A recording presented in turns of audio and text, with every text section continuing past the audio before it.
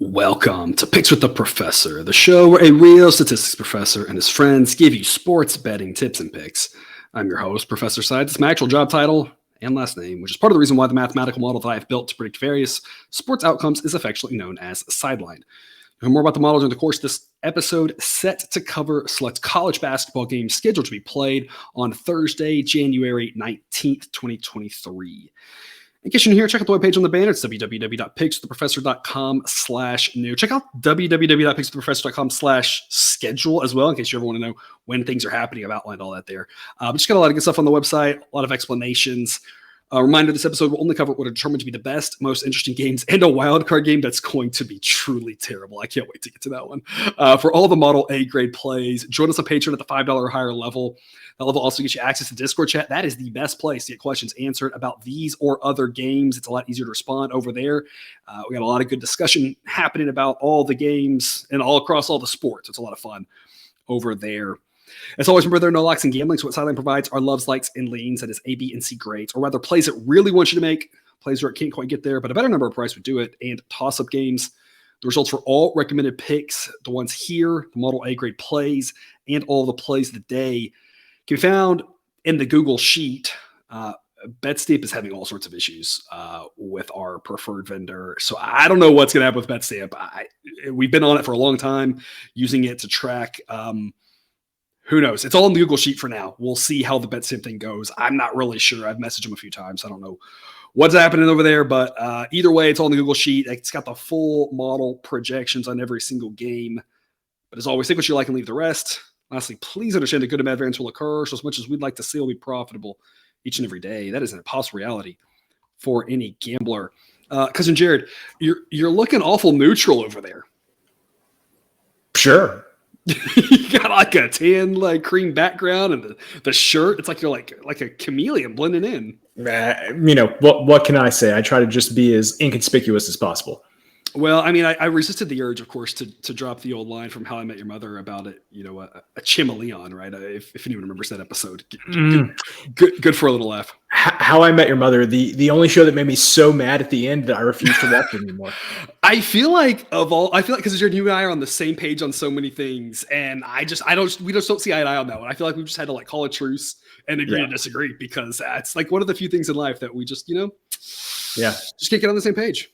Yeah. I feel like maybe that'll be one of the episodes that we do. We've long talked about all the random episodes that we're just going to drop during an off season of random nonsense. It could be a discussion of the end of How I Met Your Mother. Yeah, well, and if we find a time that has an off season, I believe this past year you got an entire week off, and that was only because of the collective bargaining agreement with Major League Baseball. And so if everything goes according to plan, I'm gonna assume you have no time off. It's like 3 days basically. It's only it's like the week before, where the national championship game happens, the Final Four happens. Like that week, there's not really much, but basically it just happens. I mean, baseball's right after this, which is exciting. I feel like baseball can't get here fast enough. Picks here on the show for college basketball have been great this year, shifting up our philosophy a little bit. It's been a good 2023 for the show picks, but baseball's always been my baby, my bread and butter. So I feel like we're hopefully all anxiously awaiting baseball season to start up again. And clearly, nobody's actually counting the days until you actually have a day off. Clearly. Exactly. Yeah. Well, we are closer now to the first pitch of next baseball season than we are to the last pitch of last baseball season. So there is sunshine on the horizon. But anyway, we're talking about college basketball here. I know you may not realize that, but we are. And before we get to that, some reminders. Please hit that like button if you're on YouTube. Also, if you aren't yet, please consider subscribing or following. It's free, and if you turn notifications on, you won't miss any of the college basketball, MLB, or college football content that this channel provides. I already mentioned the Patreon, but check it out if you haven't yet. Lots of great benefits you found over there above and beyond what we do here. $3 per month gets you the play of the day. For another $2 a month, you get all the model picks and access to the Discord chat. For $5 more a month, you get ad-free shows and immediate access to every recommended pick. Early access the day before the game. Get some early picks in before line movement happens at that $10 level. Go to www.patreon.com/pickswiththeprofessor for more details. But even if you're not there, we're still thrilled to have you here. Let's get to it. All lines courtesy of Bet Online. Sign up link in the show description. Current as the time of this recording here on Wednesday afternoon. We're going to start off with the 5:30 Central game. Rutgers at Michigan State. Aesthetically speaking, this might be an ugly game. You got two pretty good defenses. Michigan State's got a little bit of a pulse on offense. I mean, Rutgers is really just carried by their magnificent defense. Their offense is bad, but it's just relative to Big Ten standards is nothing to speak of. It's that defense that's so good for Rutgers. Michigan State, again, a little bit more of a defensive team. And the pace, there really should not be a lot of pace in this one. We're going to go under 125.5. It's less about what the projection is and just more about this sort of pace. I think slow is going to beget slow. And it's just going to be kind of like we talk about with college football games, those military, those service academies go up against each other, and it's just slow. It just grinds to a halt. And that's what I think we're going to see here. With regards to the side, it's Michigan State -1.5. Sideline says they should be favored by 0.6. So it's a strict coin toss according to the model with regards to which side really to pick. No value on either side at the current number. If you could get 3 with either team, I'd be all over it. But until it gets out to about that point, I don't really think there's a lot of value in the side. Just going to focus on the under. I'm not going to root for boring basketball. I just think we're going to be stuck with boring basketball. Because, Jared, what do you think? I completely agree with you. If you look at some of the teams that have gone over this number against Rutgers, you're talking about like Purdue's and Iowa's, and Michigan State is not Purdue or Iowa offensively. Even though like Rutgers, obviously an impressive win over Ohio State in their last time out, but that game only getting to 132 points in overtime. And so just to your point, Rutgers defense is really, really good. I think this game's going to be like 62-55. Not quite sure who's going to win, but I think it's going to be a low scoring, fairly ugly affair. Yeah, definitely first to 60 wins this type of game. If like both teams get up into the mid 60s, I'd just be really surprised. It's like you get to 60, that's all you need. You may not even need to get to 60. If this game finished like 59-54, I'd be like, yeah, that's sure. Why not? Right? That wouldn't be that crazy in this game. To 6 p.m. Central, James Madison is playing Troy. We're getting a point with James Madison, basically a pick 'em. I think James Madison wins this. Sideline says they win on average by 1.9 points, gives them a 55% chance of winning. It's only a B grade by the hair of its chinny chin chin, but I think James Madison's a good play here. I like them to go on the road and get the victory. I think they're not only the better team in this game, I think they're the solidly better team. I think they're better on offense. I think they're better on defense. I think they go road and win. And at that point, +1, -1 doesn't really matter. I think James Madison's the right side to be on unless they get out to being a 2.5 point favorite or something crazy like that. Never know where the line's going to go. If it goes out there, maybe it's a different story. But here in these small numbers, I think the Dukes win, and that's all we need here. So, Cousin Jared, what you said you had something to say about this game? So I'm curious your assessment on this one. Okay, so James Madison, I feel like, especially over on the Discord, again, become a patron, join that Discord. James Madison was like the darling of the Discord early in the season. They really were games. They were going over on a lot of their games. They looked really good on New Year's Eve when they beat Marshall 72-66, a really good Marshall team. And James Madison just hasn't been the same since the calendar has turned to 2023. 3 straight losses. And to me, the more surprising thing is they have not scored more than – they've actually scored 62 points in 3 straight games, which if you would have told me that James Madison would have scored 62 points in 3 straight games, I would not have believed that at all. I would have asked why they're playing a 3-game tournament against like Rutgers and Tennessee. That sort of thing. Like exactly. And so – I have a little bit of concern about James Madison's offense at this point after 3 straight games. So the total right now is sitting at 140. I think I would be looking at under on this one. I think that James Madison, the lines may still be reflecting how they were playing a few weeks ago, and that has just not been the way that this team has been playing the past couple of weeks. So I think I'd look under 140 until I see something different. I think James Madison's just missing something right now offensively. All right, good to know. 6 p.m. Central, Michigan +3 at Maryland. Going to grab the 3 points here with the Wolverines. Sideline says that it should be 2.4, so it's a B grade play backing Michigan here. Maryland and Michigan, I feel like these two teams, I don't really know what I'm getting from either one of them. And I mean, that's honestly the whole handicap is who the heck knows? Give me 3 points, because we have seen both of these teams at times look really good and at times look completely like they do not belong in the Big Ten, that they belong, more in the MAC, right? And so I don't know what I'm getting with your team. So give me 3 points because anything can happen. Or the same thing, right? When we record this, there's no money lines out, but a money line play I think also makes some sense just in the sense of anything can happen. So take the plus odds and say there's value on doing this sort of thing. If you really think it's a completely anything can happen game and you're constantly And you're right about that. And it really is a 50-50 chaotic situation. You're going to make money in the long run grabbing 3 points when these teams either lose by a couple or just win, or again, taking the plus odds either way. The total of this one's 142. Sideline says 141.8. So the model thinks this is priced pretty appropriately. Cousin Jared, what do you think? Do I have amnesia, or did Maryland lose on the road by Michigan to 35 points like 2 weeks ago? I mean, I can't speak. I can't say if you have amnesia or not. I don't think I'm. I'm a doctor, but I'm not the kind of doctor to assess that. That's all I'll say. Okay. Why? Just like, why am I getting 3 points with a team that just clobbered Maryland? And it's not like this was at the beginning of conference play, like in January, and this game's happening in early March or something like that. This was just 3 weeks ago. Don't get me wrong. This is college basketball. Any team could not show up day to day, and it wouldn't be terribly surprising. But man, Michigan just absolutely crushed them in that game. And you have to think that if there's anything repeatable about what they did, they're not going to win the game by 35 points or whatever.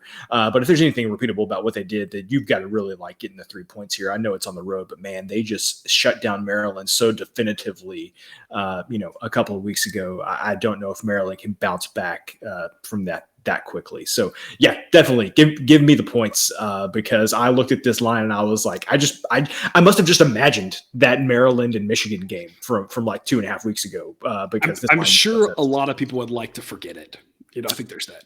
Yeah, that is true. Maybe some people on this show who picked Maryland in that one. I don't know who you're talking about, but it is a good point though, right? That you never really know in the rematch what's going to happen, and now we're getting to the point where we're going to start seeing a lot of rematches, and it's not as simple to just say the same thing will happen. It's not as simple to say it'll just bounce back, right? Every situation is different. You have to wonder. Maryland obviously will try something a little bit different, but yeah, you do have to wonder on something like that, like, are they able to, personnel-wise, going to be able to do something different enough here? Obviously, they're at home. That helps a lot. That was definitely an outlier game, but it should be a tight contest, if nothing else. Michigan definitely, again, got a great chance to win this one. Again, I can't tell you. I think the line is what it is because I think people would say that on aggregate, these two teams are about the same, and so Maryland's a 3-point home favorite. But maybe that's true. I have no idea with these two teams, and so I'm just like, yeah, sure, give me some points because I think it makes a lot of sense, and hopefully we can get just a little bit of that magic that happened a few weeks ago to repeat itself. Shifting to some late games, 8 p.m. Central, Loyola Marymount getting 16.5 at the Zags. I'm going to grab all those points. I mean, Loyola Marymount, not a bad team, above average according to, across all college basketball. So that makes them a pretty solid West Coast Conference team. You got, a handful of teams in the WCC that are all pretty decent, respectable. It's a deeper conference than it maybe has ever been before. Of course, the issue is beyond the top two, you don't have a lot that's really high up there, but you got a lot of respectable teams here in Loyola Marymount is one of them. Bottom line is Gonzaga just hasn't been that impressive this year. And they've really struggled to put two good halves of basketball together. They've not had a hard time for the most part doing it one half in a game, but they've really struggled to do it even at all against the top teams, even against the mediocre teams doing it for a full game. They're going to need a full game effort to beat a decent Loyola Marymount team by this many points. There should be plenty of tempo. There's a reason why this total is 158. Sideline says 157, so not really an edge there. Should be a lot of points. I just think Loyola Marymount should be able to score against this subpar Gonzaga defense, hang around. I don't know. They lose by 14 or 12 or 8. I don't know. I got a lot of numbers to choose from, right? I've got a lot of options here of how many ways Loyola Marymount can still lose this game and we can win our bet. Old school Gonzaga probably wins this by 30, but I just haven't seen it from Gonzaga this year. And so until they really prove that they can dominate this conference, the mediocre solid teams of this conference, then I'm going to make them, I'm going to fade them until they show me they can. So I'm going to grab the points with LMU. Cousin Jordan, what do you think?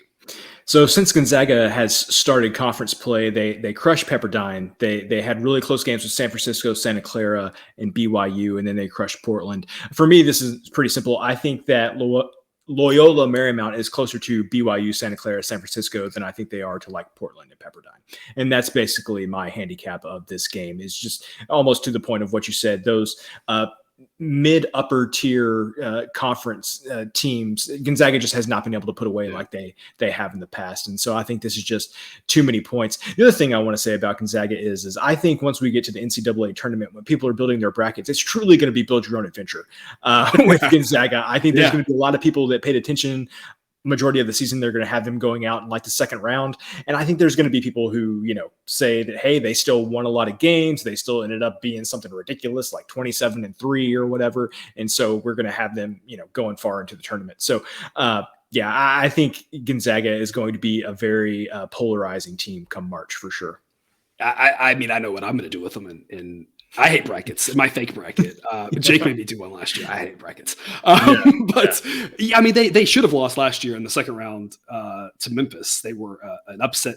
Memphis was an upset darling that everybody was picking, and then of course they did lose in the Sweet 16 to Arkansas. And the way if they don't get something together, they're, like I said, they're really going to struggle against decent teams. And in the tournament, that's not a recipe for making it deep into the tournament here. So we're going to grab all the points with LMU there to another West Coast game, 9 p.m. Central. UCLA at Arizona. We're going to lay the 5 with the Bruins.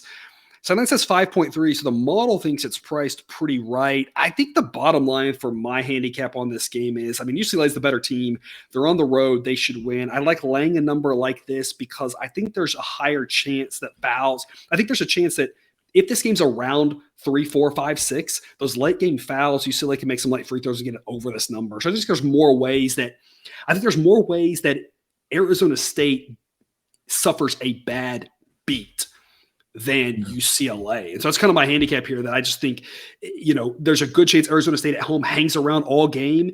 And then at the end, UCLA ends up winning by 7. And you're like, how did that happen? They were outside the number for a minute and a half. Like that's the type of game that can happen because of late game fouling and UCLA, their defense being so good, being able to get a late game stop and really just kind of flip the game on its head in the last 5 minutes. On top of that, UCLA is just so good. They could just win this game by 15. And I don't think anybody would be too shocked. So just a lot of ways I think that we can get to the window here. Laying a number like this, I'd be laying 5, maybe up to 6. I don't think I'd lay more than that, but here laying this many, I think is a solid investment. Total, this was 135.5. Sideline says 135. So the model thinks it's pretty spot on. You have 2 good offenses, 2 pretty good defenses. You have an average pace. So, not really sure what to make of the total number of points there. Bottom line here, I think though, laying it with the Bruins makes sense. Because, Jared, what do you think?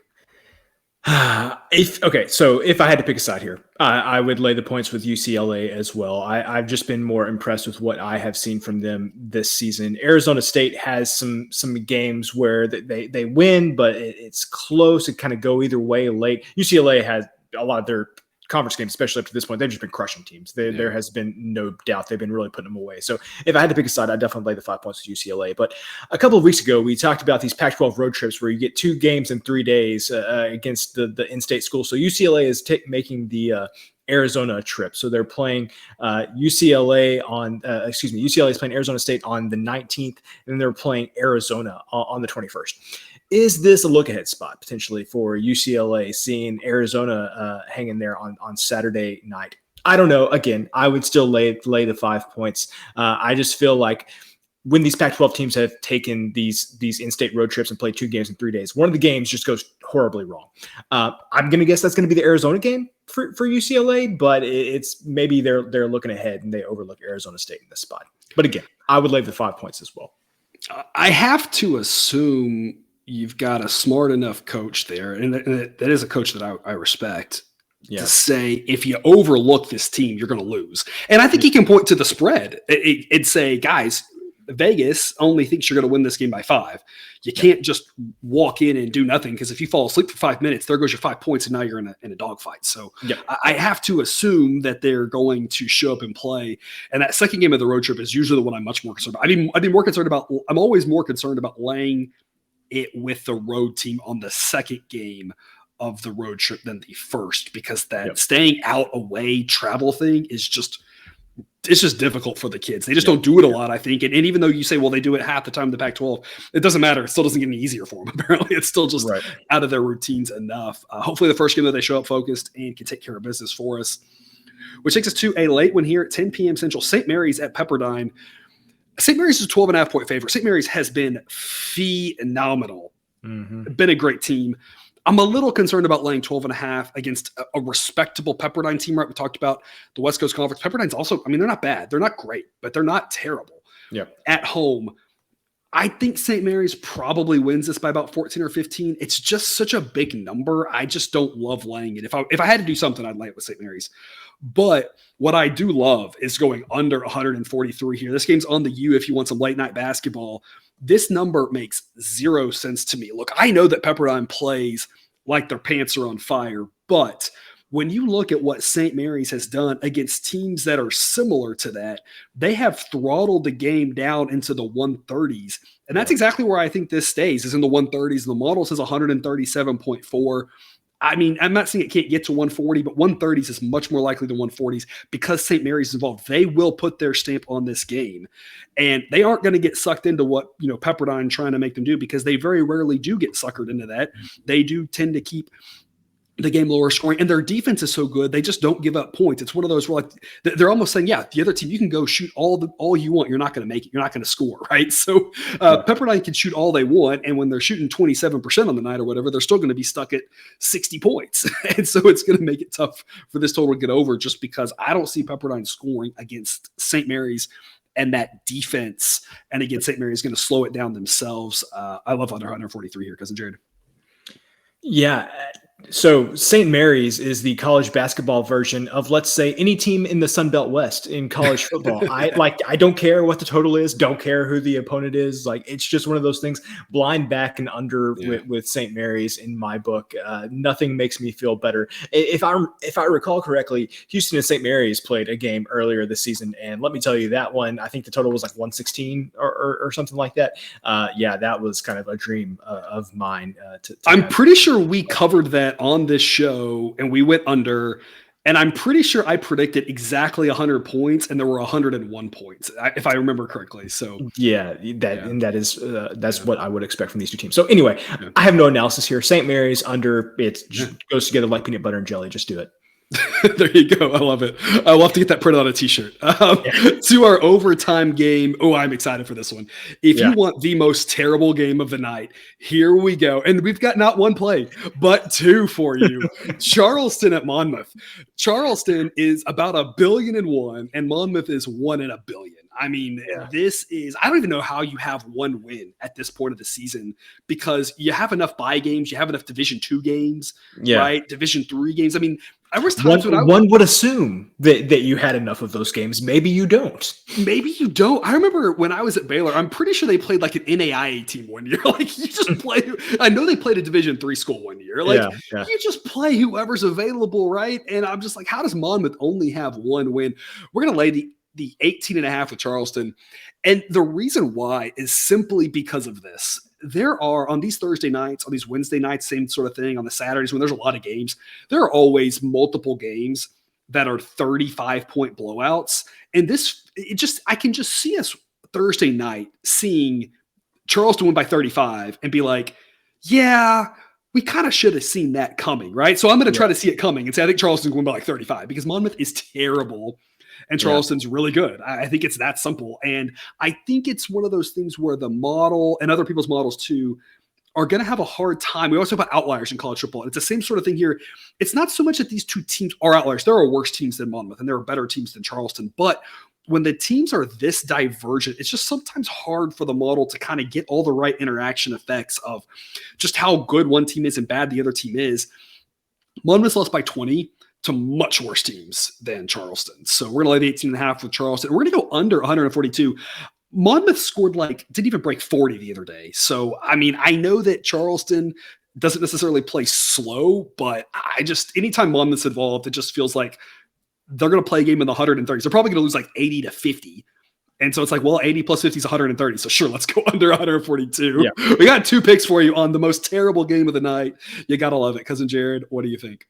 Monmouth is the gift that keeps on giving. There, you kind of, especially early in the season, you're like looking at teams where the number's just not catching up, whether it's the total or the spread or something like that, and you're like able to capitalize on this. And you're like, how long is this going to keep going? Monmouth unders are like the one that has just kept going, like maybe in perpetuity. I'm not convinced it's just going to stop at this point.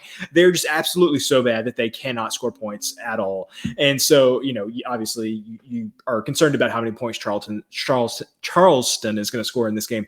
But I think they're going to take the foot off the gas early enough where, you can get right up to the number, maybe get to like 138, something like that. But I think this number is going to go under just because I would not be shocked if Monmouth scores like 45. So they're the gift that keeps on giving. That's all I can say.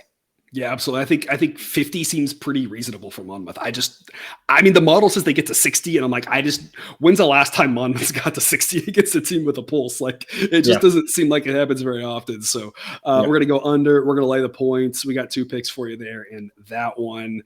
And that is all the games we're going to cover. Because, I want to look back to that first game.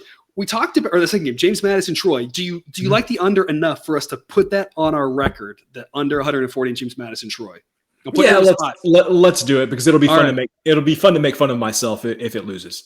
All right, so you could post in the comments here or in the Discord chat. I'm going to throw the banner back up there for you since we've added the pick here. Okay, James Madison, Troy. We have 2 picks for you. We're going to take James Madison and we're going to go under 140. There it is. It's officially on the screen. Officially official. All right, that's all we've got then. Cousin Jared, any parting words?